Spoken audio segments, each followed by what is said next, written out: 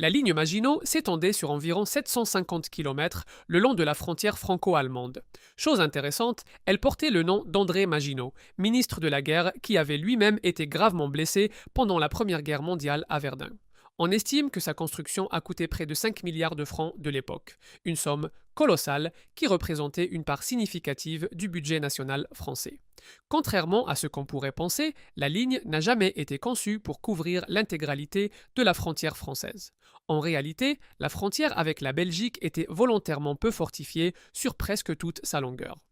Ce qui est surprenant, c'est que cette décision reposait sur des considérations politiques plutôt que purement militaires. Selon les stratèges français de l'époque, fortifier massivement la frontière belge aurait signalé un abandon préventif de cet allié historique. On estime que les travaux de construction ont commencé en 1930 et se sont poursuivis de manière intensive jusqu'en 1940. Une théorie populaire affirme que la ligne était totalement imprenable, mais c'est un mythe qui s'est révélé désastreux. Les fortifications les plus imposantes et sophistiquées se trouvaient concentrées en Lorraine et en Alsace. Contrairement aux simples tranchées boueuses de 14 à 18, il s'agissait de véritables villes souterraines équipées de toutes les commodités modernes. Ce qui est incroyable, c'est que certains ouvrages pouvaient accueillir jusqu'à 1200 hommes de garnison simultanément dans leurs installations. Selon des documents d'époque, ces bunkers massifs descendaient parfois à plus de 30 mètres sous terre pour éviter les bombardements. En réalité, ils disposaient d'électricité permanente, de cuisines complètes, d'infirmeries équipées et même de salles de cinéma pour le divertissement des troupes. Le fort de Hackenberg était le plus grand et le plus impressionnant ouvrage de toute la ligne. Ce qui est surprenant, c'est qu'il possédait pas moins de 19 blocs de combat distincts et plus de 17 km de galeries souterraines interconnectées. On estime que sa garnison permanente comptait environ 1000 soldats vivant dans ses profondeurs. Chose intéressante, ce fort n'a jamais été capturé par les forces allemandes pendant toute la durée de la guerre. Contrairement aux apparences et aux images de propagande, la ligne Maginot n'était absolument pas une muraille continue et infranchissable.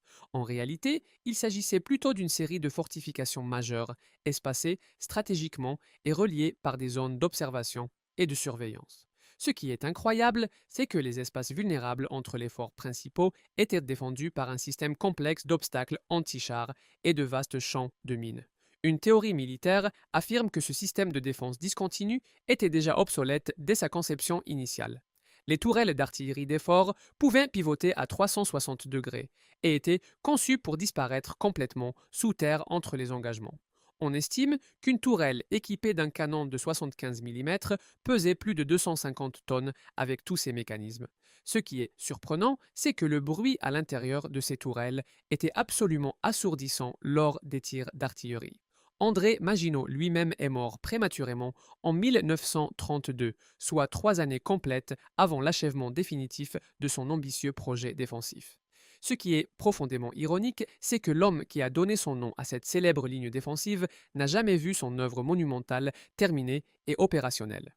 On estime qu'environ 70 000 ouvriers ont participé aux différentes phases de construction de la ligne. En réalité, une proportion importante de ces travailleurs étaient des immigrés italiens et polonais venus chercher du travail en France. Les systèmes de ventilation et de filtration d'air étaient particulièrement sophistiqués pour protéger les garnisons contre les attaques au gaz de combat. Selon des rapports techniques, la température dans les installations souterraines restait remarquablement constante autour de 12 à 15 degrés Celsius toute l'année.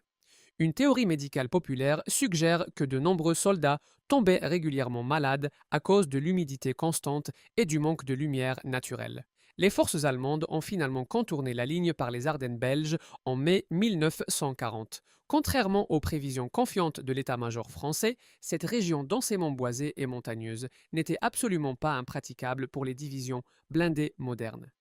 Ce qui est choquant, c'est que le haut commandement français considérait fermement les Ardennes comme une barrière naturelle suffisante ne nécessitant pas de fortifications majeures. On estime que les divisions de panzers allemands ont traversé toute la région en seulement 3 jours de progression rapide. Selon les historiens militaires, cette erreur catastrophique de jugement stratégique a conduit directement et inévitablement à la défaite française. La ligne Maginot n'a jamais vraiment combattu comme prévu dans les scénarios militaires.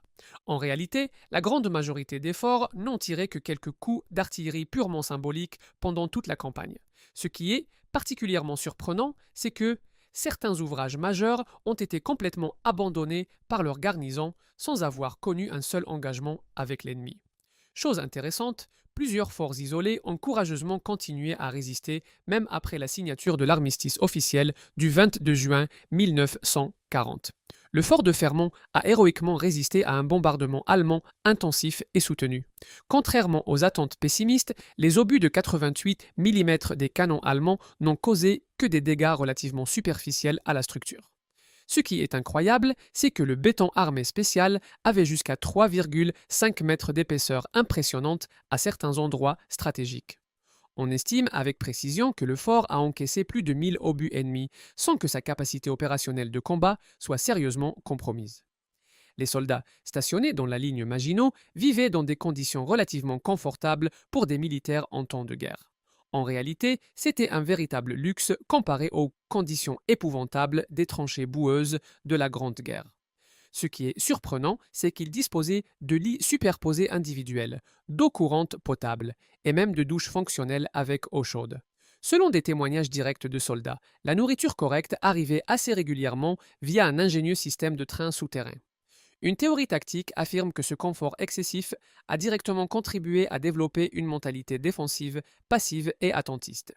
Les systèmes de communication entre les différents forts utilisaient exclusivement des lignes téléphoniques soigneusement enterrées et parfaitement sécurisées contre l'interception. On estime que le réseau complet de communication totalisait plus de 500 km de câbles enterrés. Il n'est toujours pas totalement clair si tous ces systèmes complexes fonctionnaient réellement correctement lors des combats de 1940. La ligne comportait de nombreux pièges psychologiques ingénieux, spécifiquement conçus pour tromper l'ennemi. Chose intéressante, certaines positions fortifiées étaient délibérément rendues visibles pour attirer le feu de l'artillerie ennemie. En réalité, les véritables points de tir mortels étaient parfaitement camouflés et pratiquement invisibles. Ce qui est surprenant, c'est que des fausses tourelles construites en bois peint étaient stratégiquement installées pour tromper les observateurs et photographes aériens allemands. Les Allemands ont finalement capturé la majeure partie de la ligne Maginot en attaquant par l'arrière. Contrairement à un siège frontal coûteux et sanglant, ils sont tout simplement passés à côté par les Ardennes. Ce qui est profondément ironique, c'est que ces fortifications réputées imprenables se sont finalement rendues pratiquement sans combat majeur. On estime avec certitude que moins de 5% des ouvrages construits ont réellement connu un engagement significatif avec l'ennemi. En réalité, la ligne a totalement échoué, non pas par faiblesse technique, mais uniquement par obsolescence stratégique complète. Le concept même de guerre statique et défensive était complètement dépassé en 1940. Contrairement au conflit de 14 à 18, la Seconde Guerre mondiale naissante était fondamentalement une guerre de mouvements rapides et de manœuvres blindées.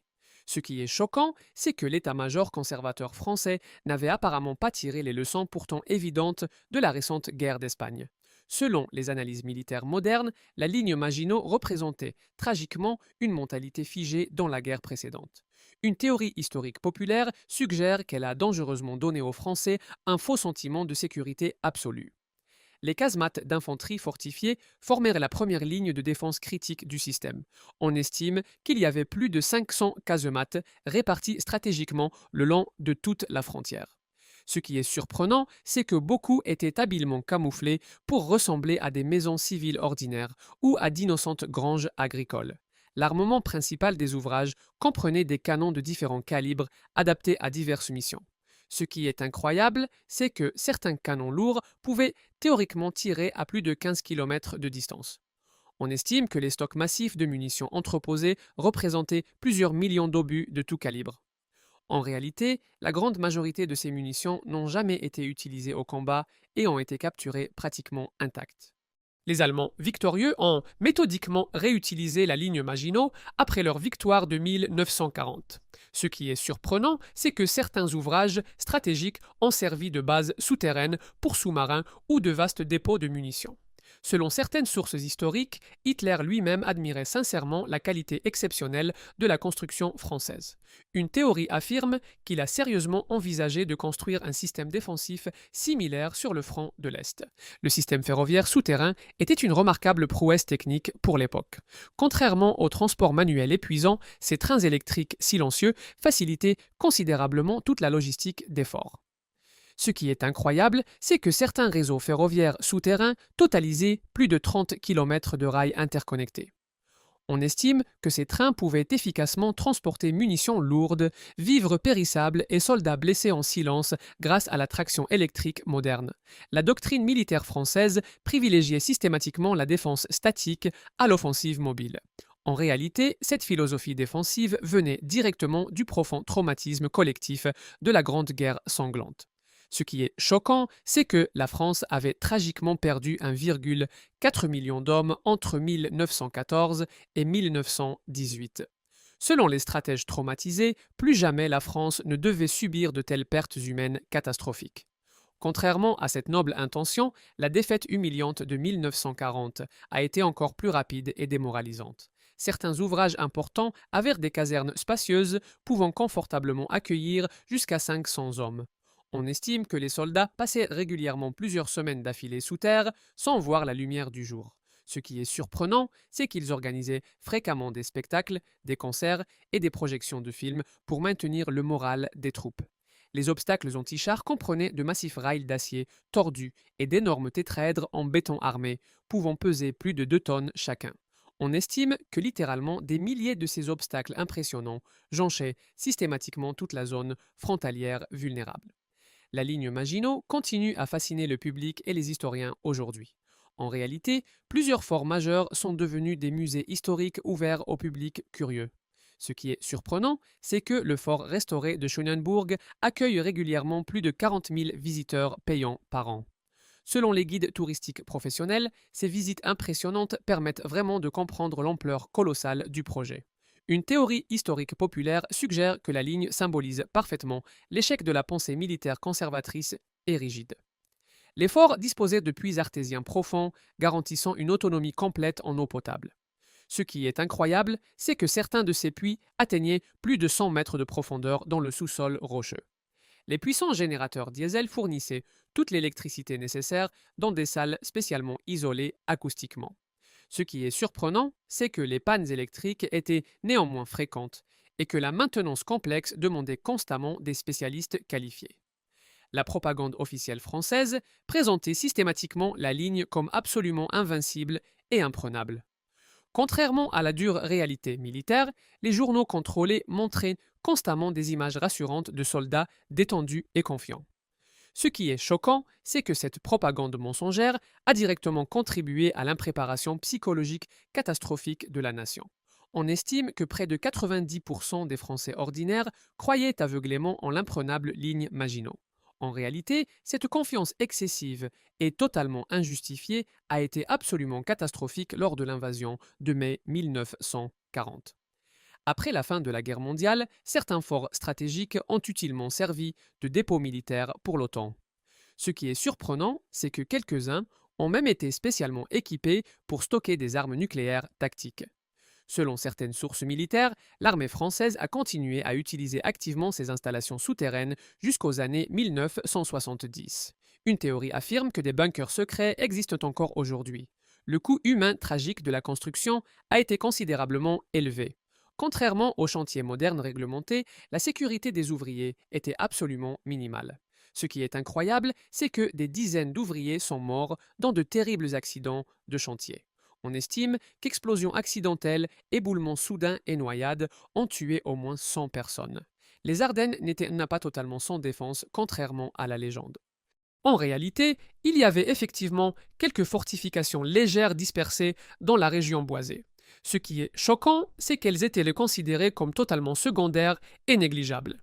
Selon les plans budgétaires, seulement 10% du budget défensif total leur était alloué. Contrairement aux prévisions optimistes, c'est précisément là que la puissante Wehrmacht a massivement percé. La ligne Maginot Alpine protégeait spécifiquement la frontière montagneuse avec l'Italie fasciste. Chose intéressante, elle était nettement moins développée et moins sophistiquée que la version alsacienne principale. On estime qu'elle s'étendait sur environ 200 km dans les Alpes. Ce qui est surprenant, c'est qu'elle a paradoxalement bien mieux résisté que sa contrepartie nordique célèbre.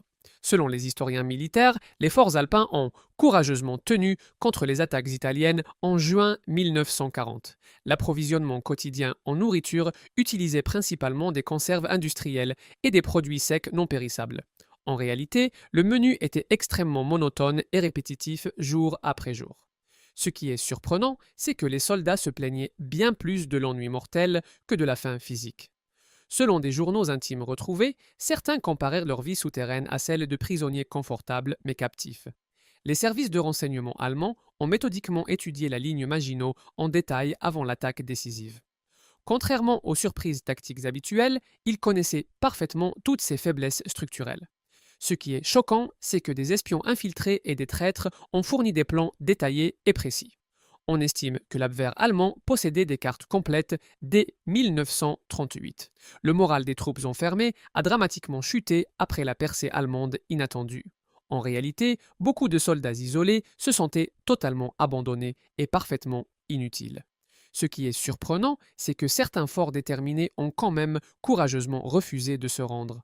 Selon des témoignages poignants, la capitulation forcée a été vécue comme une véritable trahison par les défenseurs fidèles. Les tourelles hydrauliques complexes demandaient plusieurs heures de maintenance préventive quotidienne. Ce qui est incroyable, c'est que certains mécanismes d'origine fonctionnent encore parfaitement, aujourd'hui, après 80 ans. Selon des techniciens modernes impressionnés, la qualité de fabrication était vraiment exceptionnelle pour l'époque. La stratégie militaire française comptait naïvement sur une mobilisation nationale lente et progressive. Contrairement à la guerre éclair allemande ultra rapide, la France prévoyait optimistement une guerre longue et d'usure. Ce qui est choquant, c'est que ce calcul erroné reposait entièrement sur l'expérience dépassée de 14 à 18.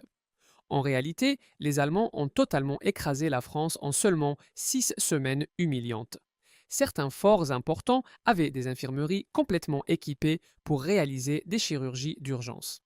Contrairement aux simples postes de secours basiques, elles disposaient de véritables salles d'opération stériles. Une théorie médicale affirme que finalement, peu de soldats ont réellement eu besoin de ces installations sophistiquées. Les Allemands ont violemment bombardé certains ouvrages résistants avec leurs énormes canons de 420 mm. Ce qui est incroyable, c'est que même ces super canons monstrueux n'ont pas réussi à percer le béton principal renforcé. Selon les rapports militaires, l'impact psychologique terrifiant était bien plus important que les dégâts structurels réels. La ligne Maginot symbolise aujourd'hui l'échec stratégique et la rigidité mentale.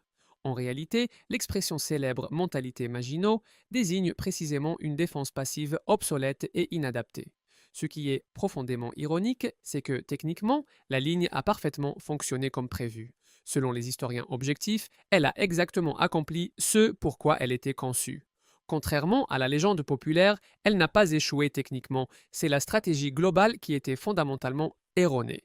Si cette vidéo t'a plu, soutiens la chaîne avec un like.